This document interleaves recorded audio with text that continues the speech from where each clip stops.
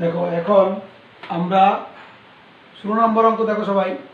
16 নম্বর এখানে প্রশ্নে বলছে একটি সমবৃত্ত ভূমিক সিলিন্ডারের ক্ষেত্রফল 4400 বর্গ সেন্টিমিটার, এর উচ্চতা 30 সেন্টিমিটার হলে সমগ্র তলের ক্ষেত্রফল নির্ণয় করো। এখানে বইয়ে একটা জিনিস কিন্তু উজ্জ্বল রাখছে, এটা তোমরা এটা বুঝতে হবে। এখানে সিলিন্ডারের বক্রতলের ক্ষেত্রফল কতটা হবে, যদিও বইয়ে উল্লেখ নাই, বুঝতে পারছো? এখানে সিলিন্ডারের বক্রতলের ক্ষেত্রফল, এই বক্রতল কথাটা কিন্তু বইয়ে উঠে নাই, এটা উজ্জ্বল আছে, তোমাকে বুঝতে হবে। এটা বক্রতলের ক্ষেত্রফল দেওয়া আছে 4400, আর বের করতে বলছে সমগ্র তলের ক্ষেত্রফল। কথা বুঝছো? বের করবা সমগ্র তলের ক্ষেত্রফল। তাহলে আমি চিত্রটা যদি আঁকি, দেখো এরকম চিত্র আঁকলে এইটা জিনিসটা হচ্ছে সিলিন্ডার। এটাকে সিলিন্ডার বলে, এটাকে ব্যালন বলে, এটাকে লোহার পাইপও বলে। মনে আছে তো? আচ্ছা, এখন সমবৃত্ত ভূমি, তার মানে এটা ভূমিটা একটা বৃত্তের সমান। এই যে একটা বৃত্ত, এখানে একটা বৃত্ত আছে, তাহলে বৃত্তের কি একটা ব্যাসার্ধ হয় না? ব্যাসার্ধ হলো আর। তাহলে মনে করি ভূমির ব্যাসার্ধ হলো আর, এটা আর, আর উচ্চতা দেওয়া আছে 30, তাহলে উচ্চতা কি এইচ, এইচটা হলো 30। বুঝতে পারছো? এই অঙ্কটায় উচ্চতা মানে এইচ, এইচ এর মান হচ্ছে 30, আর এখানে তোমাকে এটা আর হচ্ছে ভূমির ব্যাসার্ধ, তাহলে এটা তোমাকে আটটা বের করতে হবে, আটটা দেওয়া নেই। কথা বুঝছো? এখন বক্রতলের ক্ষেত্রফল দেওয়া আছে। গতকাল তো আমরা সূত্রগুলি পড়েছি। সিলিন্ডারের বক্রতলের ক্ষেত্রফল কি? 2 পাই আর এইচ। ক্ষেত্রফল হচ্ছে 2 পাই আর এইচ, বক্রতলের ক্ষেত্রফল। তাহলে 2 পাই আর এইচ এই মানটাই 4400। তাহলে প্রশ্ন মতে 2 পাই আর এইচ ইকুয়াল টু 4400, প্রশ্ন মতে এটা। তা আমার উদ্দেশ্য হচ্ছে আর এর মান বের করা। আমি আর কত হবে? আর হবে এই 4400-কে 2 পাই এইচ দ্বারা ভাগ করে দিবা। এখন এই মানগুলি বসাও। পায়ের মান 3.1416, এইচ হচ্ছে 30, তাহলে এই রেজাল্টটা হয় তোমার 23.342 আর এর মান। কথা বুঝছো? তাহলে আমি আগে এটাকে, এটা থেকে আমি আর এর মানটা বের করবো। কেন আর এর মান বের করবো স্যার? আর এর মান বের করার কারণ আমাকে সমগ্র তলের ক্ষেত্রফল নির্ণয় করতে হবে। সমগ্র তলের ক্ষেত্রফল নির্ণয় সূত্রটা কি মনে নাই? এই যে এটা তোমার 2 পাই আর ইন্টু আর প্লাস এইচ, এটা হচ্ছে সমগ্র তলের ক্ষেত্রফল 2 পাই আর ইন্টু আর প্লাস এইচ। তা আমার তো এইচ তো আছেই, এইচ তো আছে 30, এজন্য আমি আর এর মানটা বের করছি। আমার এখানে আর রাশিটার মানটা বসাতে হবে। সবাইকে বুঝতে পারছো? হ্যাঁ, এই জন্য আমি আর বের করলাম। আর দেওয়া আছে কি? বক্রতলের ক্ষেত্রফল, আর বক্রতলের ক্ষেত্রফল হচ্ছে 2 পাই আর এইচ।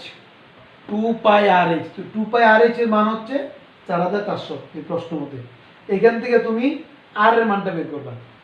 আর এর মান, আর এর মান এবার লেখো সবাই, লেখো। সুতরাং লেখো, সুতরাং সিলিন্ডারের, অতএব অতএব সিলিন্ডারের সিলিন্ডারের সিলিন্ডারের সমগ্র তলের ক্ষেত্রফল, সমগ্র তলের ক্ষেত্রফল এই ইকুয়াল টু লেখো 2 পাই আর ইন্টু আর প্লাস এইচ, এলো সূত্র। এখন তুমি সবগুলি রাশি মান আছে, মানগুলি বসে দাও, তাহলে এটাই রেজাল্ট হবে। কথা বুঝছো? এই মান বসাও। মান 2 ইন্টু 3.1416, আর এর মান কত পাইলাম?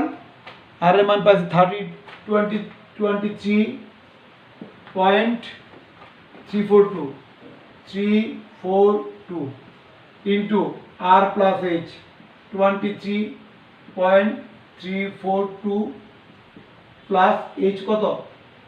30। তাহলে কি হয়? 2 ইন্টু 3.1416 ইন্টু 23.342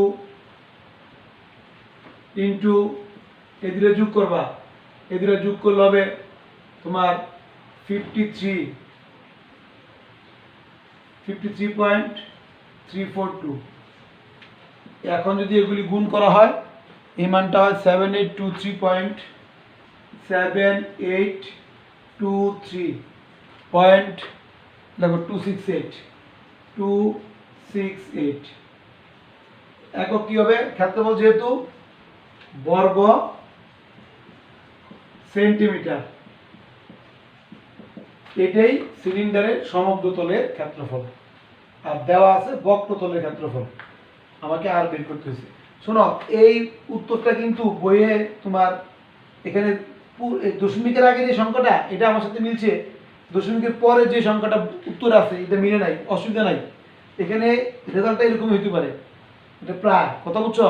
এখানে দশমিকের পরে সংখ্যাটা যদি নাও মিলে এতে কোনো সমস্যা নাই, কারণ এখানে পায়ের মানগুলি 3.1416, অনেক সময় 3.14 বসে করে 16 আর নেয় না, এজন্য মানটা একটু দশমিকের পরে সংখ্যাটা একটু ভেরিয়েশন হইতেই পারে, এতে কোনো চিন্তার কারণ নাই। কথা বুঝছো, দশমিকের আগে যে সংখ্যাটা ওটা যদি মিলে যায় তাহলে অঙ্ক রাইট। কথা বুঝছো? আচ্ছা, তাহলে অঙ্কটা আশা করি সবাই বুঝছো, সবাই বুঝতে পারছো না? আচ্ছা, পরবর্তী অঙ্ক দেখো 17 নম্বর প্রশ্ন বলো সবাই। দেখো এবার 17 নম্বর অঙ্ক দেখো। এখানে বলছে একটি লোহার পাইপের ভিতরের ও বাইরের ব্যাস যথাক্রমে 12 সেন্টিমিটার ও 14 সেন্টিমিটার। পাইপের উচ্চতা হলো 5 মিটার। 1 ঘন সেন্টিমিটার লোহার ওজন 7.2 গ্রাম হলে পাইপের লোহার ওজন কত? পাইপটার মধ্যে কতটুকু লোহা আছে বের করবা, তারপর এটার ওজন বের করতে হবে। আগে পাইপের লোহার আয়তনটা বের করবা, কারণ এখানে বলা আছে 1 ঘন সেন্টিমিটার। ঘন সেন্টিমিটার কিসের একক? ঘন মানে আয়তন একক। তাহলে 1 ঘন সেন্টিমিটার লোহার ওজন 7.2 গ্রাম দেওয়া আছে অঙ্কে। তাহলে আমাকে বের করতে হবে এই পাইপটার মধ্যে কত ঘন সেন্টিমিটার লোহা আছে। কথা বুঝছো? এখন পাইপ কি? পাইপ একটা ব্যালন, বলছি না আমি, পাইপ ব্যালন সিলিন্ডার একই কথা। তাহলে এখন পাইপের ভিতরের ব্যাসটা হচ্ছে 12, বাইরের ব্যাস হচ্ছে 14। এখন ভিতরের ব্যাসটা কেন কম? কারণ ভিতরে কি শুধু ফাঁকা অংশ। এই যে মনে করো এটা একটা পাইপ, দেখছো এরকম পাইপ আর কি। এই যে ভিতরের অংশটা, এই যে ভিতরে, এই যে ভিতরে দেখছো, এই ভিতরে এটা কি শুধু বাতাস আছে এখানে, এজন্য ভিতরের ব্যাসটা এইখান থেকে এতটুক ব্যাস, এই ব্যাসটা হচ্ছে তোমার কত? ব্যাসটা হচ্ছে 12। তাহলে ব্যাসার্ধ কত হবে? 6। এই ব্যাসার্ধটাকে তুমি R1 দ্বারা লিখবা, R1। আচ্ছা, আর বাইরের ব্যাস হচ্ছে 14, তাহলে বাইরের ব্যাস 14, তাহলে বাইরের ব্যাসার্ধ হবে এটা R2। R2 লেখো, এটা হচ্ছে 14/2 7। বাইরের ব্যাসটা কেন বেশি বলো তো? কারণ বাইরের ব্যাসটা হচ্ছে এই যে এখানে লোহাটা আছে, এই লোহার পুরুত্বটা আছে এই বাইরে থেকে এই বাইরে, এটা এই যে এই জিনিসটা, এইটা এখানে কি আছে? এখানে লোহা থাকাতে এই ব্যাসটা বেশি। আর ভিতরে কোনো লোহা নাই, শুধু ফাঁকা অংশ আছে, বাতাস, এজন্য ভিতরের ব্যাসটা কম। কথা বুঝছো? ভিতরের ব্যাসটা কত? 12, আর বাইরের ব্যাস কত? 14। কেন বেশি বাইরের ব্যাসটা? কারণ লোহা আছে, কি লোহার পুরুত্বের কারণে বাইরের ব্যাসটা বেশি। কথা বুঝছো এবার? আচ্ছা, তাহলে এবার পাইপের উচ্চতা কত দেওয়া আছে? 5 মিটার। এটাকে তুমি নিবে সেন্টিমিটারে। উচ্চতা উচ্চতা ইজ ইকুয়াল টু 5 মিটার, ওইটাকে নিতে হবে সেন্টিমিটারে। কেন? কারণ এগুলি সেন্টিমিটার আছে। কত বুঝছো? 12 সেন্টিমিটার, 14 সেন্টিমিটার আছে। তাহলে এখন আমি বের করবো এই তোমার এই পাইপটা। দেখো তাহলে প্রথম বের করবো ভিতর আয়তনটা কত। তাহলে দেখো পাইপের ভিতর আয়তন, সুতরাং পাইপের ভিতরের আয়তন, এই ভিতর আয়তনটা কি বলতে পারবা? মানে অর্থাৎ শুধু বাতাসের আয়তন, ভিতরে ফাঁকা অংশ, ফাঁপা অংশ বা বাতাসটা যে আছে এর আয়তন কি? পাইপের এখন বলো তো আয়তন সূত্র কি? সিলিন্ডার বা পাইপের ব্যালনের আয়তন সূত্র কি? পাই আর স্কোয়ার এইচ। তাহলে পাই আর স্কোয়ার এইচ, এখানে আর স্কোয়ার মানে R1 স্কোয়ার, যেহেতু আমি ভিতরের ব্যাসার্ধটাকে আমি R1 ধরছি, তাহলে R1 স্কোয়ার এইচ। এর মানগুলি বসাও, পায়ের মান বসাও 3.14 1416, R1 এর মান কত? R1 হচ্ছে 6, তাহলে 6 স্কয়ার ইন্টু 500 এইচ এর মান উচ্চতা। এখন এইগুলি যদি হিসাব করা হয়, এগুলি হিসাব করলে তোমার লেখো সবাই 56548, 566548.8, 56548.8 এত কি আয়তন কি হবে? ঘন সেন্টিমিটার, এই ঘন সেন্টিমিটার। এখন আমি আবার দেখো এবার বাইরের আয়তনটা বের করবো, এটা হলো পাইপের ভিতর আয়তন। তো লেখো, সুতরাং পাইপের বাইরের আয়তন, অতএব পাইপের বাইরের আয়তন, বাইরের আয়তনে কিন্তু লোহা আছে, কথা বুঝছো? বাইরের আয়তনটা কি বেশি হবে না কম হবে? বেশি হবে, এখানে লোহা সহ। তাহলে বাইরের আয়তন কি? পাই আর স্কয়ার এইচ, এখানে R2 হবে, যেহেতু আমি বাইরের ব্যাসার্ধটাকে আমি R2 ধরছি, তাহলে R2 স্কয়ার এইচ। মান বসাও, 3.1416, R2 মান কত পাইছি? 7 স্কয়ার, এইচ হলো 500, বুঝতে পারছো? এখন এইগুলি যদি আমি গুণ করি, এই মানটা হবে লেখো 67969.2 এত ঘন সেন্টিমিটার। তাহলে এটা হচ্ছে তোমার সিলিন্ডারের বা পাইপের বাইরের আয়তন। এখন দুইটা আয়তন পাইছি আমি, দুইটা আয়তনের বিয়োগ ফলটাই কি হবে? লোহার আয়তন, কথা বুঝতে পারছো? আচ্ছা, তাহলে আমি এবার লোহার আয়তনটা বের করবো। এটা হইল বাইরের আয়তন, বাইরের আয়তন মানে কি? লোহা সহ। আর ভিতরের আয়তন হচ্ছে এটা, এখানে কোনো লোহা টোয়া নাই, শুধু ভিতরের ফাঁপা অংশটা। তাহলে বিয়োগ করলে আমি কি পাবো? সুতরাং পাইপের লোহার আয়তন, সুতরাং পাইপের লোহার আয়তন, আয়তন কত বের করো? এই আয়তনটা লেখো আগে, 67969.2 বিয়োগ এই আয়তনটা 56548.8 এত ঘন সেন্টিমিটার। এটা যদি বিয়োগ করি, এটা বিয়োগ করলে দেখো সবাই, এটা তোমার হয় এই 20420.420.4 এত ঘন কি সেন্টিমিটার। তাহলে এইটা হইল লোহার আয়তন, পাইপের লোহার আয়তন।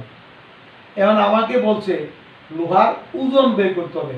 লোহার ওজনটা, আয়তন বলে নাই, লোহার ওজন কত? এখন এখানে দেওয়া আছে 1 ঘন সেন্টিমিটার লোহার ওজন 7.2 গ্রাম। তাহলে এত ঘন সেন্টিমিটার লোহার ওজন কত? এটি উত্তর, বুঝতে পারছো? লোহার ওজন বের করতে বলছে।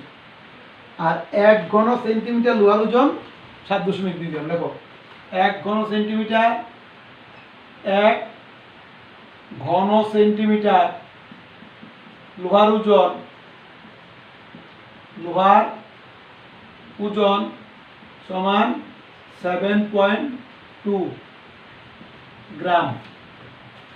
সুতরাং 20420.4 এত ঘন সেন্টিমিটার এটা বেরোয়। লোহার ওজন বের করো, এটা হবে তোমার 7.2 ইন্টু 20.4 এত গ্রাম, কথা বুঝছো? তাহলে এত গ্রাম হয়ে গেল এটা। এবার এটা গুণ করলে হয় তোমার 147 ইকুয়াল টু হলো 147,026 026.88 এত গ্রাম। এখন যদি আমি এটাকে কিলোগ্রামে নিতে চাই, কেজিতে নিতে চাই, এটাকে ভাগ করতে হবে কত দিয়া? 1000 দিয়া। তার মানে কি দশমিকটা 3 ঘর আগে আসবে। 1000 দিয়ে ভাগ কত অর্থ হচ্ছে 1000-এর মধ্যে 0 3টা, তো তাহলে দশমিক আরো 3 ঘর আগে আসবে। তাহলে এটা হয়ে দেবো কিলোগ্রাম বা কেজি। তাহলে কত হবে এটা বলো তো? এটা হবে 147 পয়েন্ট, দশমিক 3 ঘর আগে আসবে 02, এখানে 7 লিখতে পারো ইচ্ছা করে, যেহেতু এটা আছে এটাকে 7 লেখা যায়। এত আমি এটা উপরে লিখতেছি, দেখো এটা দেখা যায় না, এটা আসে না, এটা উপরে লিখে, এটা তোমার উপরে লিখতেছি, এটা এত গ্রাম। যদি এটাকে আমি ভাগ করি তাহলে কত হবে? 147.02 না লিখে এটাকে 7 লেখা যায়, যেহেতু এটা 8-এর বেশি হলে এটা লোকে 1 যোগ করতে হয়, তাহলে 7। এত কি? এত কেজি বা কিলোগ্রাম, এত কিলোগ্রাম প্রায়। তাহলে এটাই আনসার। সবাই বুঝতে পারছো অঙ্কটা? তাহলে অঙ্কটা এটা পাইপ মানে একটা সিলিন্ডার বা ব্যালন। এখন পাইপের ভিতর আর বাইরের ব্যাসের পার্থক্যটার কারণ হচ্ছে ভিতরের ব্যাসটা কম, কারণ ভিতরটা শুধু ফাঁকা, এখানে শুধু বাতাস আছে। আর বাইরের যে ব্যাস, এটার সাথে লোহার পুরুত্ব যোগ আছে, এজন্য বাইরের ব্যাসটা বেশি, ব্যাসার্ধ বেশি। তাহলে আমি ভিতরের আয়তন বাই করবো। ভিতরের আয়তন মানে কি? ফাঁকা অংশের আয়তন, বাতাসের আয়তন, ভিতরে যে বাতাসটা আছে। আর বাইরের আয়তন বলতে বোঝায় লোহা সহ যে আয়তনটা। তারপর দুটো আয়তন বিয়োগ করলে আমি কি পাবো? ওই লোহার আয়তনটা পেয়ে যাবো। এখন লোহার আয়তন পাইলে লোহার ওজন বাই করতে বলছে। 1 ঘন সেন্টিমিটার লোহার ওজন দেওয়া আছে, আর যতটুকু আয়তন হবে ঘন সেন্টিমিটার, এটাকে তুমি গ্রামে নিবে, তারপরে 1000 দিয়ে ভাগ করলে এটা যাবে কেজিতে। সবাই বুঝতে পারছো না? আচ্ছা, তারপরে দেখো এবার আমি করাবো সৃজনশীল অঙ্ক 18 নম্বর অঙ্ক। সবাই প্রশ্নটা পড়ো আগে সবাই। দেখো এবার 18 নম্বর অঙ্ক, এটা হচ্ছে সৃজনশীল অঙ্ক। সবাই বই খুলো এবং বোর্ডে তাকাও। একটি আয়তক্ষেত্রের দৈর্ঘ্য 12 মিটার, প্রস্থ 5 মিটার। আয়তাকার ক্ষেত্রটিকে পরিবেষ্টিত করে একটি বৃত্তাকার ক্ষেত্র আছে, যেখানে আয়তক্ষেত্র দ্বারা অনধিকৃত অংশে ঘাস লাগানো হলো। বুঝছো? এখন কয় বলছে উপরে তথ্যের ভিত্তিতে একটা বর্ণনা একবার ক। তাহলে কিভাবে একবার দেখো এটা এবং লেখবা কিভাবে? তাহলে আয়তক্ষেত্রের দৈর্ঘ্য 12, প্রস্থ হলো 5। আয়তক্ষেত্রটিকে পরিবেষ্টিত করে একটি বৃত্তাকার ক্ষেত্র আছে। তাহলে তুমি প্রথমে কিন্তু আঁকার সময় এরকম বৃত্তাকার ক্ষেত্র আঁকা নেবে, প্রথমেই ডাকবা। কথা বলছো? আমি যদিও এখানে আঁকছি, কেমনি আঁকছি তোমরা তো বুঝো নাই, আমি এটা আবার দেখাচ্ছি। প্রথম তুমি বৃত্ত আঁকবা, তারপর এখানে তো তুমি এখানে একটা আয়তক্ষেত্র আঁকবা, এই আয়তক্ষেত্র আঁকলা, এই আয়তক্ষেত্র। তাহলে এখন তো জানো সবাই এই আয়তক্ষেত্রের দৈর্ঘ্য হইল এটা, প্রস্থ হইল এটা। তাহলে কি লিখবা? মনে করি এ বি সি ডি একটি আয়তাকার ক্ষেত্র, এ বি সি ডি একটি আয়তাকার ক্ষেত্র, যার দৈর্ঘ্য এডি এবং বিসি, দৈর্ঘ্যটা দুইটা, AD equal to BC equal to 12 metre. আর প্রস্থ কোনটা বলো তো? AB equal to CD, AB equal to CD equal to কত? 5। এই প্রস্থ 5। এই আর এখানে একটা কর্ণ এসি, একটা কর্ণ কি বিডি। আয়তক্ষেত্রের কর্ণ দুটো সমান, বর্গক্ষেত্রেরও কর্ণ দুটো সমান। তাহলে কর্ণ এসি ইকুয়াল টু কর্ণ বিডি। কত বুঝছো? কর্ণ দুটো সমান।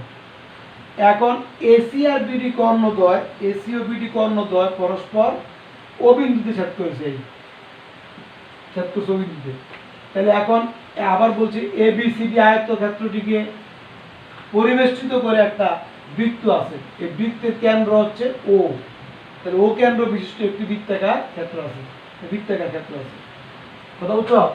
তাহলে এখন এখানে একটা কর্ণ, এই একটা কর্ণ মনে করো, আবার এই একটা কর্ণ, এই এই দুটো কর্ণ ছেদ করলো বিন্দুতে।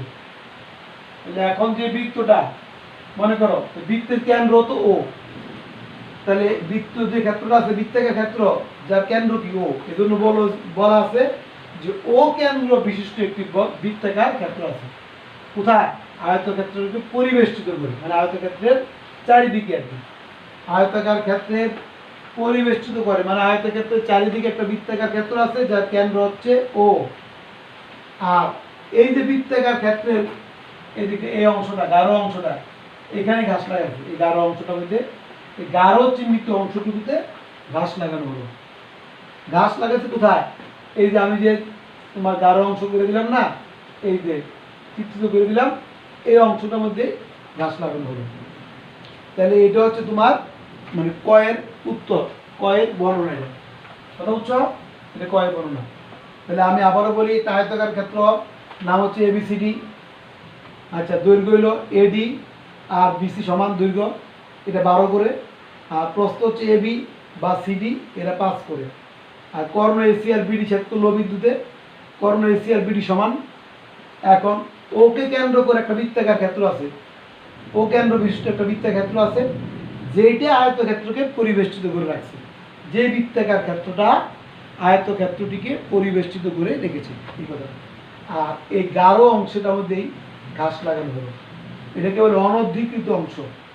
এই আয়তক্ষেত্রটা বৃত্তাকার ক্ষেত্র থেকে আয়তক্ষেত্রের ক্ষেত্রফলটা বাদ দিলে যে অংশটা থাকবে এটাকেই বলে অনধিকৃত অংশ। তাহলে অনধিকৃত অংশ কি বুঝছো? কি বলছি? বৃত্তাকার ক্ষেত্র থেকে আয়তাকার ক্ষেত্রের ক্ষেত্রফলটা বিয়োগ করে দিলে যে অংশটা থাকবে, যে অংশটা থাকবে বাদ দিলে সেটাই অনধিকৃত অংশ। আর ওইখানেই ঘাস লাগানো হবে। বুঝতে পারছো ভাই? আচ্ছা, এবার খ দেখো সবাই, দেখো এবার খ কি বলছে। খ বলছে বৃত্তাকার ক্ষেত্রটির ব্যাস নির্ণয় করো। বৃত্তাকার ক্ষেত্রটার ব্যাস নির্ণয় করো। শোনো, এখন একটা জিনিস খেয়াল করো, আমরা গত ক্লাসেও এরকম আলোচনা করছিলাম। তাহলে এ বি সি ডি, এই যে আয়তক্ষেত্রটা, এটা কি এই বৃত্তের মধ্যে অন্তর্লিখিত না? এ বি সি ডি আয়তক্ষেত্রটি ও কেন্দ্রবিশিষ্ট বৃত্তে কি অন্তর্লিখিত। আমি ওই দিন তোমাদেরকে বলছি, বৃত্তে অন্তর্লিখিত বর্গ বা আয়তক্ষেত্রের কর্ণটাই ওই বৃত্তের ব্যাস হয়। কি বলছি? বৃত্তে অন্তর্লিখিত আয়তক্ষেত্র বা বর্গক্ষেত্রের কর্ণই ওই বৃত্তের ব্যাস। তাহলে এ বি সি ডি যে আয়তক্ষেত্রটা, এটা কর্ণ কি এসি বা বিডি, এবং কর্ণ দুইটাই সমান। তাহলে এসি বা বিডি যে কোনো একটা মান যদি আমি বের করতে পারি, তাহলে সেটাই হবে কি ওই বৃত্তাকার বৃত্তের জন্য এটা ব্যাস। আমাকে ওই ব্যাসটাই নির্ণয় করতে হচ্ছে, বৃত্তাকার ক্ষেত্রটির ব্যাস। বুঝতে পারছো? আচ্ছা, তাহলে দেখো সবাই, তাহলে চিত্র থেকে এ বি সি ডি আয়তাকার ক্ষেত্রের, এ বি সি ডি আয়তাকার ক্ষেত্রের কর্ণই হবে বৃত্তাকার ক্ষেত্রটি ব্যাস। কথা বুঝছো? কর্ণটাই ব্যাস হবে। তাহলে এখন দেখো সবাই, এ বি সি ত্রিভুজটা কি ত্রিভুজ? এ বি সি কি ত্রিভুজ? সমকোণী। কারণ যেহেতু এটা আয়তক্ষেত্র, প্রত্যেকটা কোণ এক সমকোণ, এই কোণটা এক সমকোণ, যেহেতু এ বি সি ডি একটা আয়তক্ষেত্র। তাহলে এ বি সি যদি এই কোণ বি কোণটা এক সমকোণ হয়, তাহলে এ বি সি কি হবে? সমকোণী ত্রিভুজ। আর এসিটা কি? অতিভুজ। সমকোণের বিপরীত বাহুকে বলে অতিভুজ। তাহলে আমি এ বি সি ত্রিভুজে পিথাগোরাসের উপপাদ্য প্রয়োগ করব। সমকোণী ত্রিভুজ এ বি সি এ পিথাগোরাসের উপপাদ্য অনুসারে পিথাগোরাস প্রয়োগ করলে কি হবে বলো তো? AC square equal to AB square plus BC square. অতিভুজের উপর অঙ্কিত বর্গক্ষেত্র অপর দুই বাহুর উপর অঙ্কিত বর্গের যোগফলের সমান। তাহলে এসি স্কোয়ারটা হবে কি AB square plus BC square, এই লিখলাম AB square plus BC square. এখন এবিটা কি? এবিটা প্রস্থ মানে 5 স্কোয়ার। আর বিসিটা কি? দৈর্ঘ্য বিসি বা এডি দৈর্ঘ্য, এডি বিসি কিন্তু একই কথা, আয়তক্ষেত্র যেহেতু। তাহলে বিসি মান কত?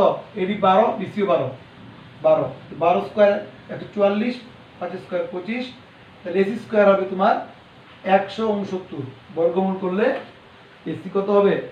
13। তাহলে এসিটা কি? কর্ণটাই বৃত্তের ব্যাস, ঠিক আছে? কর্ণটাই বৃত্তাকার ক্ষেত্রটির ব্যাস। এসি মানে কর্ণ, আর কর্ণ মানে কি? ব্যাস। সুতরাং বৃত্তাকার ক্ষেত্রটির ব্যাস 13 মিটার। বুঝতে পারছো? আমি এই কথা আবার রিপিট করি, বৃত্তে অন্তর্লিখিত, কারণ এ বি সি ডিটা কিন্তু বৃত্তে অন্তর্লিখিত, মানে বৃত্তের মধ্যে আছে। এটা অন্তর্লিখিত মানে এটা বৃত্তের মধ্যে। বৃত্তে অন্তর্লিখিত আয়তক্ষেত্র বা বর্গক্ষেত্রের, আয়তক্ষেত্র বা বর্গক্ষেত্রের কর্ণ, এই কর্ণ এসি বা বিডি, এই কর্ণটাই ওই বৃত্তের ব্যাস। তাহলে আমি এসি বা বিডির মানটা বের করলেই ওই বৃত্তের ব্যাস হয়ে যাবে। আর এসি আর বিডি সমান্তর, যে কোনো একটা বের করলে হবে। কি বের করবো? পিথাগোরাস উপপাদ্য অনুসারে। আচ্ছা, এবার গ প্রশ্ন পড়ো সবাই।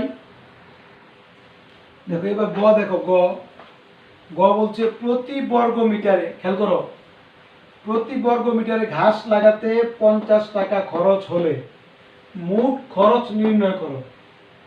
1 বর্গ মিটারে খরচ হয় 50 টাকা, আর মোট কত খরচ হবে?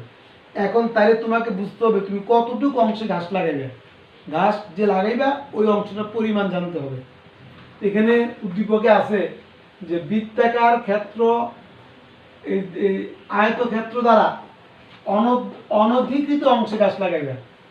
তাহলে আমি তো আগেই বলছি যে বৃত্তের ক্ষেত্রফলের থেকে আয়তক্ষেত্রের ক্ষেত্রফলটা বিয়োগ করবা, বিয়োগ করলে যেটা থাকবে চিত্রিত করা, যেটা চিহ্নিত করা, ওইটাকে বলে অনধিকৃত অংশ। তো ওইটার ক্ষেত্রফলটা বের করতে হবে। তাহলে ওইখানেই তুমি গাছ লাগাইবে, কথা বুঝছো? তারপর লাগবে 1 বর্গ মিটারের খরচ 50 টাকা, আর ওই অংশটা যেটা ক্ষেত্রফলটা বের করবা এত বর্গ মিটারে কত খরচ, ঠিক আছে? আচ্ছা, তাহলে দেখো, তাহলে আমাকে বৃত্তের ক্ষেত্রফল বাই করতে দিব। বৃত্তের ক্ষেত্রফল কি? পাই আর স্কোয়ার, পাই আর স্কোয়ার। আরটা কি? আরটা হচ্ছে ব্যাসার্ধ। তাহলে আমি না ক্ষয়ে না বের করলাম বৃত্তের ব্যাস 13 সেন্টিমিটার, বের করলাম না? ক্ষয়ে কি পাইলাম? বৃত্তের ব্যাস 13 মিটার পাইলাম। তাহলে দেখো সবাই, বৃত্তাকার ক্ষেত্রটির ব্যাস হইল 13 মিটার। এটা কোত্থেকে পাইছি আমি? খ থেকে। এই খ থেকে এই যে পাইলাম 13। তাহলে ব্যাসার্ধ কত হবে? আর 13/2 6.5। তাহলে ব্যাসার্ধ ব্যাসের অর্ধেক। তাহলে ক্ষেত্রফল কি? পাই আর স্কোয়ার। তাহলে বৃত্তাকার ক্ষেত্রের ক্ষেত্রফল পাই আর স্কোয়ার, পাই ইন্টু আর এর মান 6.5 বসাবে। এটা হবে তোমার 132.732 বর্গ মিটার। তাহলে আমি বৃত্তাকার টোটাল যে বৃত্ত ওটার ক্ষেত্রফলটা বের করছি। আর এ বি সি ডি যে আয়তক্ষেত্র, ওইটার ক্ষেত্রফলও বের করা যায়। কেন? এটা দৈর্ঘ্য প্রস্থ দেওয়া আছে। যেমন এই যে দৈর্ঘ্য আছে আয়তক্ষেত্রে 12, আর আয়তক্ষেত্রের প্রস্থ আছে 5। তাহলে আয়তক্ষেত্রের ক্ষেত্রফল কি হবে? দৈর্ঘ্য ইন্টু প্রস্থ, তাই তো? 12 ইন্টু প্রস্থ মানে 5, 5 12 60। এখন যদি আমি বৃত্তের ক্ষেত্রফলটা থেকে যদি আয়তক্ষেত্রের ক্ষেত্রফলটা বিয়োগ করে দিই, তাইলে তো অনধিকৃত অংশ পেয়ে যাবো। ওইখানে তো গাছ লাগাতে হবে। তাহলে আমাকে আগে বিয়োগ করে বের করতে হবে অনধিকৃত অংশটা ক্ষেত্রফল কত, এটাকে বের করতে হবে। দেখো সবাই, সবাই দেখো, এখানে সবাই লিখবা যে বৃত্তাকার ক্ষেত্রটি আয়তাকার ক্ষেত্র দ্বারা বৃত্তাকার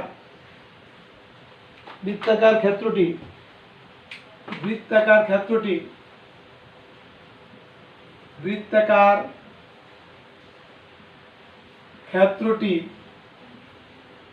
আয়তাকার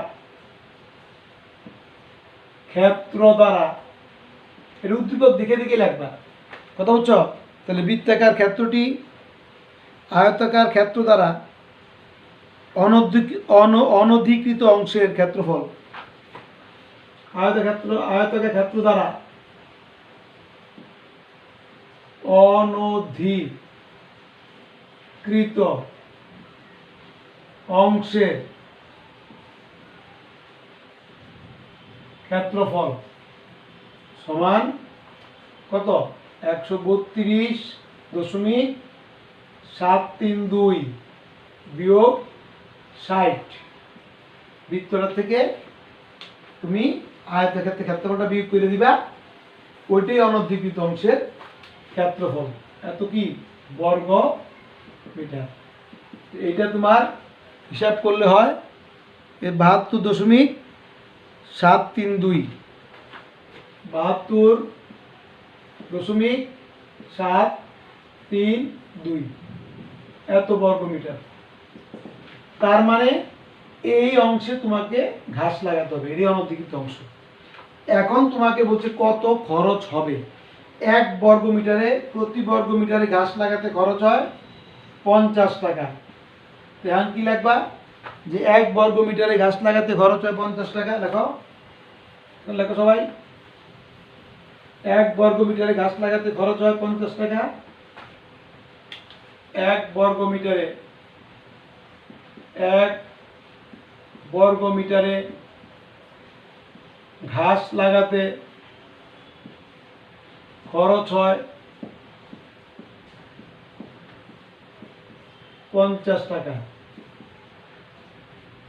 সুতরাং ক্ষেত্রফলটা হইল 72.732।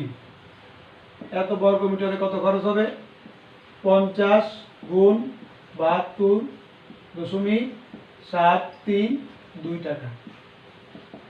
কথা বুঝছো, এই গুণ হবে। আর এটা গুণ করলে রেজাল্ট দেখো সবাই, রেজাল্ট হবে তোমার এটা 363, 3636, 3636.62 টাকা। 62 টাকা। তাহলে এইটাই আমার আনসার। অঙ্কটা কি বুঝতে পারছো ভাই? না বুঝার কোনো কারণ নাই তো, অঙ্ক তো সহজ। কোথায় ঘাস লাগাইবা, যে অংশে ঘাস লাগাইবা ওই অংশে ক্ষেত্রফলটা বের করতে হবে। ওইটাকেই বলে অনধিকৃত অংশ। টোটাল বৃত্ত ক্ষেত্রফল থেকে আয়তক্ষেত্রের ক্ষেত্রফল বিয়োগ করে দিবা। এর ফলে তুমি কত খরচ, 1 বর্গ মিটারের খরচ 50 টাকা, আর যেটা ক্ষেত্রফল বের হয় ওইটার জন্য কত খরচ। ঠিক আছে, আচ্ছা। এবার পরবর্তী অঙ্ক দেখো সবাই। এবার দেখো সবাই 21 নাম্বার সৃজনশীল অঙ্ক। দেখো সবাই ভালো করে খেয়াল করো প্রশ্নটা। একটি বর্গক্ষেত্রের পরিসীমা একটি আয়তক্ষেত্রের পরিসীমা সমান। তাহলে বর্গক্ষেত্রের পরিসীমা আর আয়তক্ষেত্রের পরিসীমা সমান। এখন আয়তক্ষেত্রের দৈর্ঘ্য প্রস্থের 3 গুণ, আর ক্ষেত্রফল দেওয়া আছে 1200 বর্গ মিটার। উদ্দীপকটা বুঝছো? এই এখন ক বলছে এক্স চলকের মাধ্যমে আয়তক্ষেত্রের পরিসীমা নির্ণয় করো। চলকটাকে তুমি এক্স ধরবা, ক ধরলে হবে না, ওয়াই ধরলে হবে না, জেড ধরলে হবে না, এক্স এর মাধ্যমে প্রকাশ করতে হবে। তাইলে তুমি দৈর্ঘ্য প্রস্থের 3 গুণ, ছোটকে প্রস্থ, তাহলে প্রস্থকে লিখবা এক্স মিটার। মনে করি আয়তক্ষেত্রের প্রস্থ হবে এক্স, তাহলে দৈর্ঘ্য 3 গুণ হলে দৈর্ঘ্য কত হবে, 3 × x 3x। তাহলে দৈর্ঘ্য প্রস্থ আমি জানতে পারলাম x আর 3x। এখন পরিসীমা সূত্র কি, আয়তক্ষেত্রের পরিসীমা 2 × দৈর্ঘ্য যোগ প্রস্থ। এটি উত্তর। বুঝতে পারছো? পরিসীমা হবে 2 × দৈর্ঘ্য যোগ প্রস্থ। দৈর্ঘ্য হলো 3x, প্রস্থ হলো x, দৈর্ঘ্য 3x, প্রস্থ x। তাহলে যোগ করলে কত হয়, 4x, 4x × 2 8x। এইটাই তোমার x চলকের মাধ্যমে প্রকাশ করা হবে পরিসীমাটাকে। একক হবে কি, মিটার। বুঝতে পারছো? অনেক সহজ অঙ্ক, এটা সহজ অঙ্ক, না পারার কোনো কারণ নাই। আয়তক্ষেত্রের পরিসীমা সবাই জানো। তো দৈর্ঘ্য প্রস্থ আগে বের করতে হবে। হিন্টস দেওয়া আছে দৈর্ঘ্য প্রস্থের 3 গুণ। তাহলে প্রস্থকে যেটা ছোটো ওটাকে x ধরবা, দৈর্ঘ্য হবে 3x, আর দৈর্ঘ্য প্রস্থ জানলে পরিসীমা বের করতে হবে। ঠিক আছে। খ নাম্বার, খ প্রশ্ন বলো। খ দেখো সবাই, দেখো ক্ষয় বলছে বর্গক্ষেত্রটির ক্ষেত্রফল নির্ণয় করো। তাহলে বলো তো বর্গক্ষেত্রের ক্ষেত্রফল সূত্র কি? বর্গক্ষেত্রের ক্ষেত্রফল হচ্ছে 1 বাহুর দৈর্ঘ্যের স্কয়ার, তাই না? তাহলে আমাকে বর্গক্ষেত্রটা এক বাহু বের করতে হবে, তাহলে ওটাকে স্কোয়ার করলে আমি বর্গক্ষেত্রের ক্ষেত্রফল নির্ণয় করতে পারবো। আচ্ছা, তাহলে এটা কীভাবে করবো দেখো সবাই। এই যে আমার এখানে প্রস্থ ছিল এক্স, দৈর্ঘ্য ছিল 3x, তাহলে আয়তক্ষেত্রের লেখো, আয়তক্ষেত্রের প্রস্থ ইকুয়াল টু x মিটার, আয়তক্ষেত্রের দৈর্ঘ্য কত 3x, 3 গুণ না, 3 গুণ তো এগুলি আমি কয়ে পাইছি এগুলি। তাহলে সুতরাং আয়তক্ষেত্রের ক্ষেত্রফল দৈর্ঘ্য ইন্টু প্রস্থ 3x ইন্টু x এত বর্গ মিটার। কত মিটার? 3x স্কোয়ার বর্গ মিটার। তাহলে আমি আয়তক্ষেত্রের ক্ষেত্রফলটা বের করছি। কেন বের করলাম ক্ষেত্রফলটা? কারণ এই যে দেখো সবাই, আয়তক্ষেত্রের ক্ষেত্রফল অঙ্কে উদ্দীপকে দেওয়া আছে, ক্ষেত্রফলটা দেওয়া আছে 1200, এজন্য আমি ক্ষেত্রফলটা বের করছি। তাহলে এখন এই 3x স্কোয়ার ইকুয়াল টু কত? 1200। বুঝতে পারছো? প্রশ্ন মতে লেখো, প্রশ্ন মতে 3x স্কোয়ার ইকুয়াল টু 1200। ক্ষেত্রফলটা উদ্দীপকে আছে 1200, আমি বের করছি 3x স্কোয়ার। তাহলে x স্কোয়ার কত হবে? 3 দিয়ে ভাগ করলে 400। যদি বর্গমূল করি, বর্গমূল করলে x এর মান হবে 20, x ইকুয়াল টু 20। x মানে কি?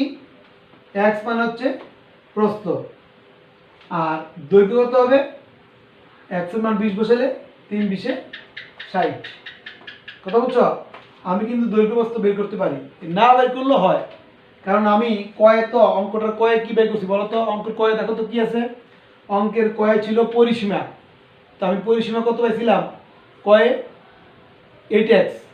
তাহলে আমি একবারে x এর মানটা বসাই দেবো পরিসীমা। তো দেখো, ক থেকে প্রাপ্ত, ক থেকে প্রাপ্ত আয়তক্ষেত্রের, ক থেকে প্রাপ্ত আয়তক্ষেত্রের পরিসীমা, পরিসীমা কত পাইলাম? 8x। এটা কয়ে পাইছি?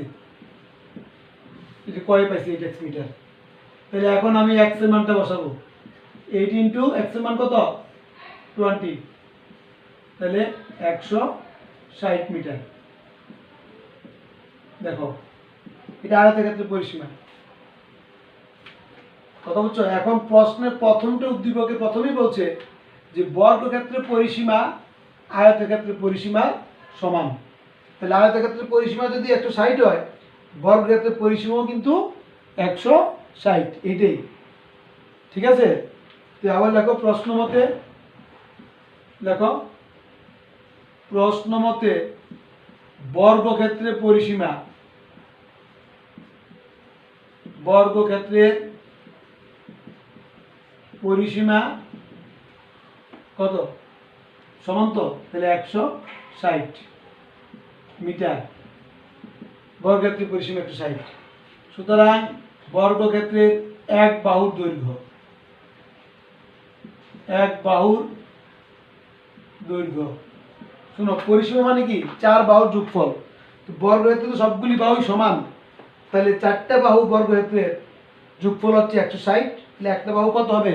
4 দিয়ে ভাগ হবে। পরিসীমা কত হচ্ছে? 4 বাহুর যোগফল। আর বর্গক্ষেত্রে 4 বাহু যেহেতু সমান, তাহলে এক বাহু কি করবা? 4 দিয়ে ভাগ করে দিবা।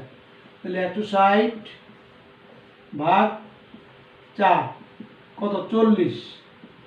40 মিটার। তাহলে বর্গক্ষেত্রে আমি এক বাহু পেয়ে গেছি। এখন আমাকে ক্ষয় কি বের করতে বলছে? বর্গক্ষেত্রের ক্ষেত্রফল। ক্ষেত্রফল কি? এক বাহু দৈর্ঘ্য স্কোয়ার। তো অঙ্কটা কি কঠিন নাকি? কথা বলছে। এখন আমাকে ক্ষয় বলছে বর্গক্ষেত্রটির ক্ষেত্রফল নির্ণয় করো। আমি বর্গক্ষেত্রে এক বাহু বের করতে পারছি, তো এই ক্ষেত্রফল কি? এক বাহু দৈর্ঘ্য স্কোয়ার। তাহলে লেখো, সুতরাং বর্গক্ষেত্রের ক্ষেত্রফল, সুতরাং লেখো অতএব বর্গ ক্ষেত্রের ক্ষেত্রফল ইকুয়াল টু এক বাহুর দৈর্ঘ্য স্কয়ার। বর্গক্ষেত্রের ক্ষেত্রফল হচ্ছে এক বাহুর দৈর্ঘ্য স্কয়ার। এক বাহু কত পাইলাম? 40। তাহলে 40 মিটার স্কয়ার। কত বুঝছো? 40 স্কয়ার হচ্ছে 1600, আর মিটারের স্কয়ার কি? বর্গ মিটার। বর্গ মিটার, মিটার স্কয়ার হচ্ছে বর্গ মিটার। তাহলে আমার এটি অ্যান্সার। বর্গক্ষেত্রের ক্ষেত্রফল কত পাইলাম? 1600 বর্গ মিটার। এটা আনসার। অঙ্কটা কি বুঝতে কারো কোনো সমস্যা হয়েছে? সমস্যা হচ্ছে নাকি? সমস্যা হওয়ার কোনো কথা না। অঙ্ক তুমি প্রশ্ন ভালো করে পড়তে হবে, উদ্দীপক খেয়াল করতে হবে কি দেওয়া আছে আর তোমাকে কি বের করতে বলছে। আগে প্রশ্ন ভালো করে পড়বে, তারপর অঙ্ক করবে। কথা বুঝছো? তাহলে আমাকে দ্বিতীয়টা ক্ষয় যেটা বের করতে বলছে বর্গক্ষেত্রের ক্ষেত্রফল, সেটা আমি বের করতে পারলাম। এইবার গ দেখো সবাই, গটা প্রশ্ন বলো। দেখো সবাই গ দেখো, গ দেখো সবাই। বলছে আয়তক্ষেত্রের বাইরে চতুর্দিকে 1.5 মিটার চওড়া একটি রাস্তা আছে। এবং রাস্তা চওড়া একটি রাস্তা তৈরি করতে 25 ইন্টু 12.5 বর্গ সেন্টিমিটার তল বিশিষ্ট ইটের সংখ্যা নির্ণয় করো। এখন দেখো এই যে ইটের কথা বলছে, ইটের এইটা খেয়াল করো, এই ইটের দৈর্ঘ্য কিন্তু 25 এখানে, আর ইটের প্রস্থ হচ্ছে 12.5। ইটের দৈর্ঘ্য কত? 25, প্রস্থ কত? 12.5। এই ধরে গুণ দিয়ে দিছে, অর্থাৎ এটা ইটের ক্ষেত্রফল। এটা হলো ইটের ক্ষেত্রফল। এই যে বর্গ কথাটা উল্লেখ আছে এখানে, বর্গ মানে ক্ষেত্রফল। এখন বলছে কয়টা ইট লাগবে, ঠিক আছে? আচ্ছা, তাইলে আমি তো যেহেতু রাস্তাকে আমার মানে রাস্তাটাকে আমার বাঁধতে হবে, তৈরি করতে হবে, তাহলে আমাকে রাস্তার ক্ষেত্রফলটা বের করতে হবে। কথা বুঝছো? রাস্তার ক্ষেত্রফল বের করতে হবে। এইভাবে দেখো, চিত্রটা দেখো সবাই। এইটা কিন্তু 60, এখান থেকে এতটুকু হচ্ছে 60। কেন 60? এটা এই যে আমি আয়তক্ষেত্রের দৈর্ঘ্য ছিল 3x, ঠিক আছে?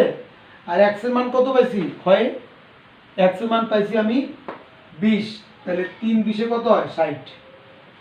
আর প্রস্থ তো ছিল x, x মানে 20, x এর মানটা আমি ক্ষয়ে পেয়েছি। দেখো খ থেকে পাইছি x এর মান 20, তাহলে দৈর্ঘ্য পাইলাম 60, প্রস্থ পাইলাম 20। তাহলে এই যে 60, এটা দৈর্ঘ্য এখান থেকে এতটুক, আর প্রস্থ এখান থেকে এতটুক প্রস্থ, এটা হচ্ছে 20। তাহলে 60 আর 20 গুণ দিলে আমি কি পাবো? আয়তক্ষেত্রের ক্ষেত্রফল। তাহলে আয়তক্ষেত্রের ক্ষেত্রফল হবে 60 ইন্টু 20। এই যে আয়তক্ষেত্রের ক্ষেত্রফল কত? 1200 বর্গ মিটার। এইবার রাস্তা আছে চারিদিকে রাস্তা। তাহলে রাস্তা সহ দৈর্ঘ্যটা কত হবে? 60 এখানে আছেই, এখানেও 1.5 আছে, এখানেও 1.5 আছে। তাহলে 1.5 কয়বার? দুই দিকে যুগ আছে এটা। তাহলে রাস্তা সহ আয়তক্ষেত্রের দৈর্ঘ্য হবে 60 প্লাস 1.5 ইন্টু 2। রাস্তা সহ দৈর্ঘ্য কতটুকু বলো তো?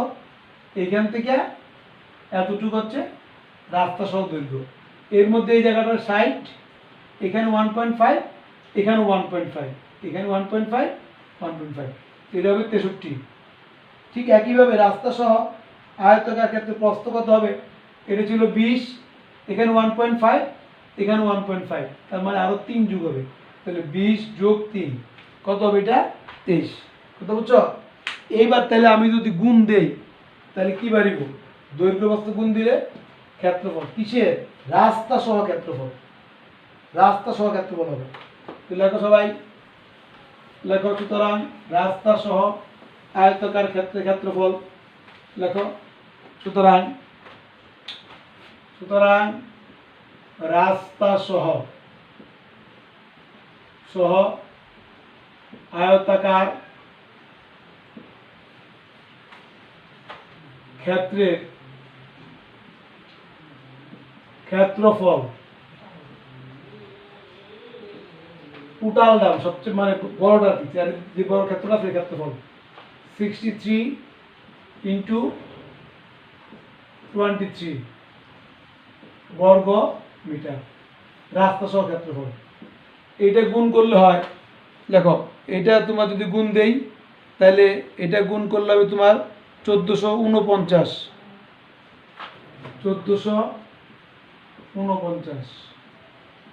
বর্গ মিটার। এটা হলো রাস্তা সহ ক্ষেত্রফল, খেয়াল করো। আর রাস্তা বাদ দিয়ে যে ক্ষেত্রফলটা এটা হলো 1200। তো যদি বিয়োগ করে দিই এটা তো এটা, তাহলে আমি কি পাবো? রাস্তা ক্ষেত্রফল পাবো। আমাকে রাস্তা ক্ষেত্রফল বের করতে হবে, কারণ আমি রাস্তা আমাকে বানাতে হবে, রাস্তাটা ইট দিয়ে তৈরি করতে হবে, এই জন্য আমাকে রাস্তা ক্ষেত্রফলটা বের করতে হবে। লেখো সুতরাং রাস্তার ক্ষেত্রফল, লেখো সুতরাং রাস্তার ক্ষেত্রফল, অতএব রাস্তার ক্ষেত্রফল 1449 বিয়োগ 1200 বর্গ মিটার রাস্তার ক্ষেত্রফল। এইটা যদি বিয়োগ করা হয় এইটা কত হবে? 249 হবে বিয়োগ করলে, না এটা বিয়োগ করলে হবে তোমার 249 বর্গ মিটার, 249 বর্গ মিটার। এবার আমি রাস্তা ক্ষেত্রফল পেয়ে গেলাম।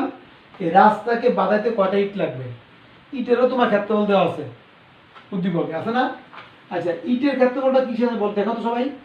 ইটের ক্ষেত্রফলটা আছে তোমার সেন্টিমিটারে, বর্গ সেন্টিমিটারে, আর এটি হলো বর্গ মিটার, দুইটা কিন্তু এক জিনিস না, কথা বুঝছো? ঠিক আছে, তাহলে আমি আগে ইটের তলার যে ক্ষেত্রফলটা আছে এটাকে আমি বর্গ মিটারে নিতে হবে। তো দেখো প্রতিটি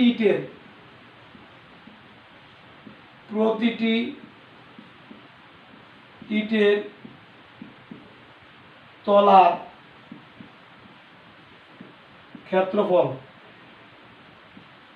কি ছিল তোমার 25 ইন্টু 12.5 কি ছিল? বর্গ সেন্টিমিটার। এই এটা ছিল ক্ষেত্রফল ইটের, এত বর্গ সেন্টিমিটার, কিন্তু আমার রাস্তা ক্ষেত্রফল আছে বর্গ মিটারে, তাহলে এটাকে আমার এই বর্গ সেন্টিমিটারকে আমার বর্গ মিটারে নিতে হবে, কথা বুঝছো? তো কি করবা? এটা ভাগ করবা কত দিয়া? 10,000 দিয়ে ভাগ করবা। এই ভাগ করলে যদি ভাগ করি তাহলে এটা হবে বর্গ, কি হবে? মিটার, বর্গ মিটার হবে। আচ্ছা বলো তো কেন আমি 10,000 দিয়ে ভাগ করলাম? কেন ভাগ করলাম 10,000 দিয়ে? দেখো সবাই, খেয়াল করো সবাই, দেখো তোমার 1 সেন্টিমিটার জানো সবাই, আচ্ছা 1 মিটার লেখো, 1 মিটার সমান 100 সেন্টিমিটার জানো সবাই, ঠিক আছে? 1 মিটার 100 সেন্টিমিটার। যদি আমি উভয় দিকে বর্গ করি, উভয় পক্ষে বর্গ করলে দেখো এই বর্গ করলাম, বর্গ, তাহলে 1 স্কয়ার তো একই, তাহলে 1 বর্গ মিটার, 1 বর্গ মিটার, 1 স্কয়ার 1 মিটার স্কয়ার কি বর্গ মিটার, ইকুয়াল টু 100 স্কয়ার কত হয় জানো? 10,000। শূন্য দুইটা তো চারটে হয়ে যাবে, 100 কে স্কয়ার করলে 2 শূন্য থাকলে 4 শূন্য হয়ে যাবে, তাহলে 1 বর্গ মিটার কি হলো? 10,000। সেন্টিমিটার স্কয়ার কি? বর্গ সেন্টিমিটার, বর্গ সেন্টিমিটার। তাহলে এই সূত্রটাই কাজে লাগাইছি, 1 বর্গ মিটার হচ্ছে 10,000 বর্গ সেন্টিমিটার। তাইলে আমি যদি 10,000 দিয়ে ভাগ করে দেই এই সেন্টিমিটারটাকে, তাহলে বর্গ মিটার হবে, কথা বুঝছো? কি বলছি আমি? এটা বর্গ সেন্টিমিটার আছে, এটাকে বর্গ মিটার নিতে হবে, বর্গ মিটার কিন্তু বড়, বড়তে নিলে তো পরিমাণটা কমে যায়, এজন্য এটাকে ভাগ করতে হবে। ছোটোর থেকে বড় আনতে গেলে পরিমাণ কমে যাবে। কয় দিয়ে ভাগ করবা? 10,000 দিয়ে ভাগ করবা। এই ধরনের ভাগ করছে এটা। তাহলে এটা হলো ইটের তলার ক্ষেত্রফল। এখন তাহলে কয়টা তোমার বলছে ইট লাগবে? তো নিয়ম হচ্ছে কি, টোটাল যে ক্ষেত্রফলটা এইটাকে ভাগ করতে হবে একটা ইটের ক্ষেত্রফল দ্বারা। এটা বর্গ মিটার, এটা বর্গ মিটার। তাহলে এটাকে ভাগ করবা এটা দ্বারা। কথা বুঝছো? সুতরাং ইটের সংখ্যা, অতএব ইটের সংখ্যা কি বলছি আমি, যাকে বাঁধাইবা ওই ক্ষেত্রফলটাকে যা দিয়ে বাঁধাইবা ওইটাতে ভাগ করতে হবে। আমি রাস্তাকে বাঁধাবো, রাস্তা ক্ষেত্রফল বের করছি। কি দিয়ে বাঁধাবো? ইট দিয়ে। ইটের ক্ষেত্রফলটাও আমি বর্গ মিটারে নিছি। তাহলে এখন মোট যে রাস্তা ক্ষেত্রফল এটাকে ভাগ করবা 249কে ভাগ করবা এটা দিয়ে, একটা ইটের ক্ষেত্রফল দিয়ে। এই তাহলে এতটি। এখন এটা উল্টে দাও, 249 উল্টাইলে 10,000 উপর হবে, ভাগ তো উল্টে দিবা, 25 পূরণ 12 এটা 12.5। এখন এটা যদি হিসাব করি আমরা, গুণ দিয়া হিসাব করলে ইটের সংখ্যাটা হবে, লেখো সবাই, এটা হবে তোমার এই 7,968। 7,968টি এতটি ইট লাগবে। কত বুঝছো? এই এটা হলো আনসার। আমি অঙ্কটা আবার বলি, শোনো, খেয়াল করো। এখানে আমাকে রাস্তাটা বানাতে হবে, এজন্য আমি রাস্তা ক্ষেত্রফলটা বের করছি। কিভাবে? প্রথম বের করছি আয়তক্ষেত্রের ক্ষেত্রফল, তারপরে বের করলাম রাস্তা সহ আয়তক্ষেত্রের ক্ষেত্রফল কত। তো দুইটা বিয়োগফলটাই হচ্ছে রাস্তা ক্ষেত্রফল। আচ্ছা, এইবার রাস্তাটা বাঁধাবে ইট দিয়া, তাহলে প্রতিটা ইটের ক্ষেত্রফল বের করতে হবে। তো ইটের ক্ষেত্রফল উদ্দীপকে আছে 25 × 12.5, এটা কিন্তু বর্গ সেন্টিমিটার আছে। আর আমার রাস্তা ক্ষেত্রফল আছে বর্গ মিটারে, এটাকে এক জাতীয় করতে হবে। তো আমি বর্গ সেন্টিমিটার যদি বর্গ মিটারে নিতে চাই, তাহলে আমাকে 10,000 দিয়ে ভাগ করতে হবে। 10 দিয়ে ভাগ করবা। এই তাহলে আমি এখন ইটের ক্ষেত্রফল জানলাম বর্গ মিটার, আর রাস্তা ক্ষেত্র জানলাম এত বর্গ মিটার।